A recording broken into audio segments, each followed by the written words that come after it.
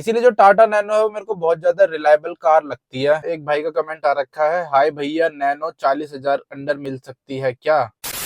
तो स्वागत है आप सभी का एक और नई वीडियो में। अभी टाइम हो रहा है सुबह के 7:30 और इस वीडियो में करने वाले हैं हम अपना वीकली Q&A। शायद मैंने पिछले हफ्ते किया नहीं था, पता नहीं किया होगा, याद नहीं आ रहा। तो चलो इस हफ्ते भी कर लेते हैं, देखते हैं कौन कौन से बढ़िया बढ़िया कमेंट्स आ रखे हैं। और जो आज की वीडियो है ना वो मैं अपने नए वाले माइक से शूट कर रहा हूँ। ये देखो यहाँ पे लग रखा है ग्रिनारो का J11। अभी तक तो यार इसकी परफॉर्मेंस मेरे को एकदम बढ़िया लग रही है, ये देख रहे हो।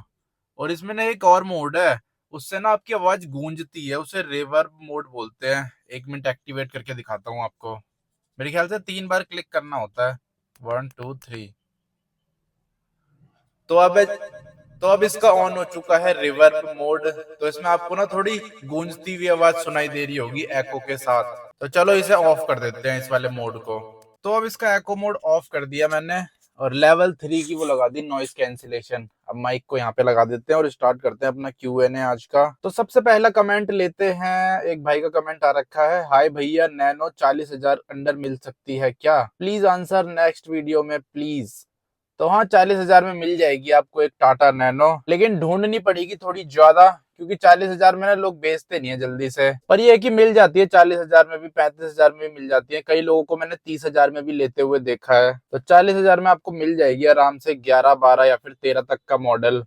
बाकी कंडीशन के ऊपर भी डिपेंड करता है। अगर आप 13 या 14 मॉडल थोड़ा खराब सा ले लोगे तो वो भी आपको 40,000 में मिल जाएगा। अगला कमेंट लेते हैं मोनू चौधरी जी का। उन्होंने लिखा है, भाई मोटुल बढ़िया है या फिर कैस्ट्रॉल? वैसे तो दोनों ही बढ़िया हैं, पर मेरे को कैस्ट्रॉल ज्यादा बढ़िया लगता है। और मोटुल के मैंने महंगे वाले इंजन ऑयल यूज करके नहीं देखे, तो हो सकता है वो कैस्ट्रॉल से ज्यादा बढ़िया हो, लेकिन वो बहुत ज्यादा एक्सपेंसिव है तो इसलिए वो मैं यूज करूंगा भी नहीं। अब स्कूटी में कौन 800 रुपए का तेल डलवाएगा इंजन ऑयल, इसलिए कैस्ट्रॉल बढ़िया है। कैस्ट्रॉल आपको 450 रुपए में फुल्ली सिंथेटिक इंजन ऑयल दे देता है, तो इसलिए मेरे को कैस्ट्रॉल ज्यादा बढ़िया लगा मोटुल से। वैसे मोटुल भी बढ़िया है, अगर आप मोटुल का नॉर्मल वाला इंजन ऑयल लोगे ना तो वो कैस्ट्रॉल से भी सस्ता आता है, 250 रुपए के आसपास आता है और काफी ज्यादा बढ़िया चल जाता है। अभी तो मेरी स्कूटी में मोटुल ही डल रखा है, बाकी नैनो में पता नहीं कौन सा डल रखा है, क्योंकि नैनो की सर्विस मैंने नहीं कराई, मैं नहीं गया था इसकी सर्विस कराने।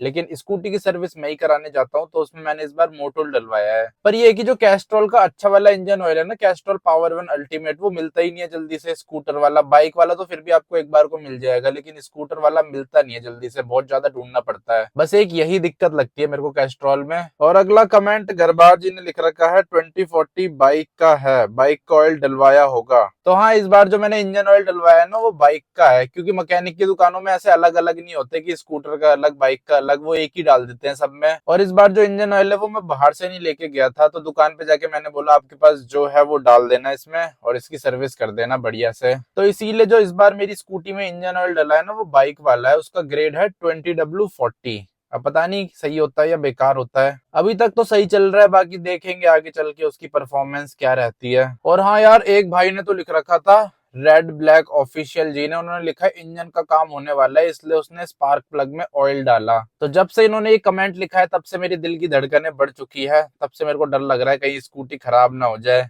इस बार जो मैंने सर्विस कराई है ना अपनी स्कूटी की, तो उसमें उन्होंने क्या किया था, जहाँ पे स्पार्क प्लग लगता है वहां पे ऑयल डाला था, फिर उसके बाद स्कूटी के साइलेंसर से धुआं आया थोड़ा सा, फिर उसके बाद उन्होंने स्कूटी पैक कर दी। उन्होंने कहा ठीक हो गया। अब वो ना कुछ सेटिंग कर रहे थे कार्बोरेटर में, वो हो नहीं रही थी, तो उसके बाद उन्होंने ये किया। लेकिन उन्होंने ऐसा कुछ बताया नहीं कि स्कूटी खराब होने वाली है, इसका इंजन का काम होने वाला है। पर एक भाई है ये बोल रहे हैं कि इंजन का काम होने वाला है, तो इसके बारे में पता करना पड़ेगा, जाके पूछूंगा मैकेनिक से। क्योंकि अगर काम होना होगा तो मैं पहले ही करा लूंगा ना, फिर लॉन्ग राइड पे नहीं लेके जाऊंगा उसे, कहीं पता चले बीच रास्ते में खराब हो जाए, फिर दिक्कत हो जाएगी बहुत ज्यादा। इसलिए अगर काम होना होगा तो पहले करा के जाऊंगा। और बहुत सारे कमेंट ऐसे आते हैं टाटा नैनो से रिलेटेड कि हमने भी खरीद ली, आपको देख के इतने की खरीदी, 40,000 की खरीदी, 50,000 की खरीदी। बहुत लोगों ने खरीद ली टाटा नैनो मेरे को देख के। और बहुत सारे लोग ऐसे भी होते हैं ना जिनको खरीदनी होती है, तो मेरी वीडियोस देख लेते हैं कि नैनो में क्या क्या चीजें होती है, क्या क्या चीजें अच्छी है, क्या क्या चीजें खराब है, स्पेयर पार्ट्स कितने के आते हैं, मेंटेनेंस कैसी है, सर्विस कॉस्ट कितनी है। तो सारी चीजें लोग देख लेते हैं, फिर बाद में लेने के बाद कमेंट करते हैं कि हमने भी खरीद ली इतने में। सही है, वैसे इसी चीज के लिए मैं वीडियोस बनाता हूँ नैनो की, ताकि लोगों की हेल्प हो सके। और ना एक भाई का कमेंट आ रखा है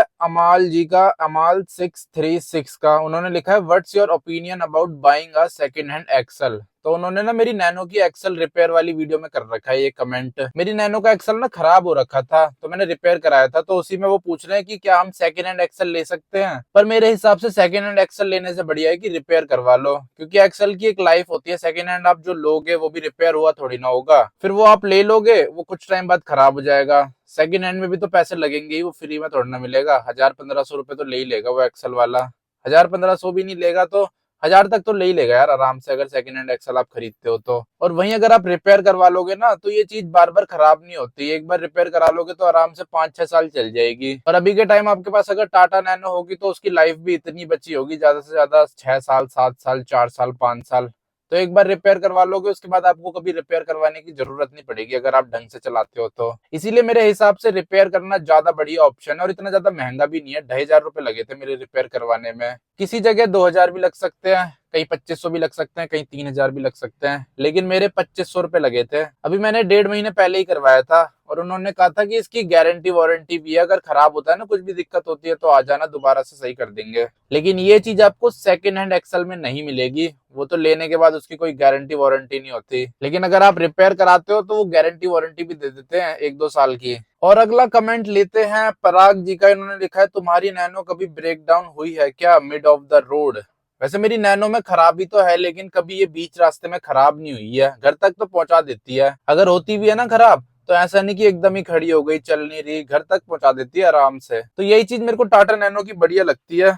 और ऊपर से इसमें ज्यादा कुछ है भी नहीं इंजन में, थोड़ी बहुत चीजें हैं, तो इसीलिए थोड़ी थोड़ी इंसान खुद भी ठीक कर सकता है इसे, क्योंकि ज्यादा कॉम्प्लिकेटेड चीजें नहीं है, बहुत ही इजी इजी सी चीजें हैं इंजन में। यूट्यूब पे वीडियो देख के आप खुद भी थोड़ी सी ठीक कर सकते हो अपनी टाटा नैनो को, और बहुत सारे लोग तो खुद ही करते हैं सारा काम टाटा नैनो का। बाकी यार आजकल तो लोग नई नई गाड़ियों पे भी धक्का लगा रहे हैं रोड पे। आपने बहुत सारी वीडियोस देखी होगी यूट्यूब पे, इंस्टाग्राम रील्स पे। लोग 20-20, 30-30 लाख रुपए की गाड़ी लेने के बाद और 1 महीने बाद ही धक्का लगा के ले जा रहे हैं फिर उसे। तो जो पहले की गाड़ियां थी ना, वो ज्यादा रिलायबल हुआ करती थी आज के जमाने के हिसाब से, चाहे वो बाइक हो या फिर कार हो। बाइक भी पहले ज्यादा रिलायबल आती थी, अब कम रिलायबल आती है, चाहे वो कोई सी भी बाइक हो, कोई सी भी स्कूटी हो। अब जैसे रॉयल इनफील्ड को ही देख लो, पहले कितनी ज्यादा रिलायबल बाइक थी वो। पहले लोग उसकी रिलायबिलिटी की वजह से लेते थे उसे, और आज के टाइम पे सबसे ज्यादा अनरिलायबल बाइक है रॉयल इनफील्ड। और ऐसी सारी बाइकों के साथ है, पहले वो जितनी रिलायबल थी अब उससे काफी ज्यादा कम रिलायबल हो चुकी है, क्योंकि अब इतनी ज्यादा टेक्नोलॉजी आ गई है, इतने सेंसर आ गए हैं। एक भी चीज खराब हो जाती है ना तो बाइक बंद हो जाती है, रुक जाती है एक ही जगह पे।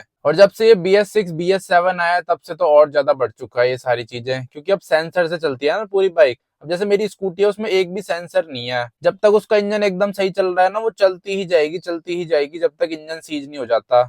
लेकिन जो अब नई आ रही है उनमें सेंसर होता है, एक भी सेंसर खराब हो गया, तार निकल गई उसकी, तो आपकी स्कूटी चलेगी नहीं, मिसिंग मारेगी, बार बार रुकेगी, बंद होगी, स्टार्ट नहीं होगी। लेकिन जो BS4 या फिर उससे पहले की गाड़ी है, उनमें ये सारे झंझट नहीं है। स्कूटी की बात कर रहा हूँ, स्कूटी और बाइक्स की। कार में तो मेरे ख्याल से BS4 में भी फ्यूल इंजेक्शन टेक्नोलॉजी आती है, लेकिन जो टू व्हीलर्स है उनमें BS6 के बाद आई है। हाँ, कुछ कुछ जो महंगी बाइक्स है उनमें तो पहले से ही आ रही है फ्यूल इंजेक्शन टेक्नोलॉजी, जैसे KTM वगैरह हो गई, और भी महंगी महंगी बाइक, सुपर बाइक्स हो गई। लेकिन जो छोटी मोटी बाइक्स है उनमें पहले ये सब टेक्नोलॉजी इतनी थी नहीं, फ्यूल इंजेक्शन। तो इसीलिए रिलायबल तो आजकल के टाइम पे कुछ भी नहीं है। हो सकता है 50 लाख रुपए की, 20 लाख रुपए की कार लो और उसमें आपको धक्का लगाना पड़ जाए। हर दिन ऐसी वीडियो आती है, चाहे वो फॉर्च्यूनर हो गई, कोई सी भी गाड़ी हो गई, थार हो गई, टाटा सफारी हो गई, टाटा हैरियर हो गई, टाटा नेक्सॉन हो गई। इसीलिए जो टाटा नैनो है वो मेरे को बहुत ज्यादा रिलायबल कार लगती है। और वो भी मेरी नैनो में तो अभी थोड़ी बहुत दिक्कत है, अगर मैं इसे एकदम ही सही करा दूं, सारी चीजें इसमें नहीं करा दूं, फिर तो इसमें बिल्कुल भी दिक्कत नहीं होगी। आंख बंद करके इसे कहीं भी ले जाओ आराम से। ऊपर से इसकी मेंटेनेंस मेंटेनेंस भी बहुत ज्यादा कम है, सारा काम इसका बहुत ज्यादा सस्ते में हो जाता है, लेबर चार्जेस बहुत ज्यादा कम है, सर्विस कॉस्ट बहुत ज्यादा कम है। ऊपर से 10,000 किलोमीटर में सर्विस करानी होती है, वो भी 2,500 रुपए में हो जाती है, 2 से 2,500 रुपए में। तो बहुत ज्यादा चीप है ये, इसको मेंटेन करना बहुत चीप है, आप आराम से कर सकते हो। तो बस यार इस वीडियो में इतने ही कमेंट्स रखते हैं। अब आपसे मिलता हूँ कल अगली वीडियो में। जय हिंद।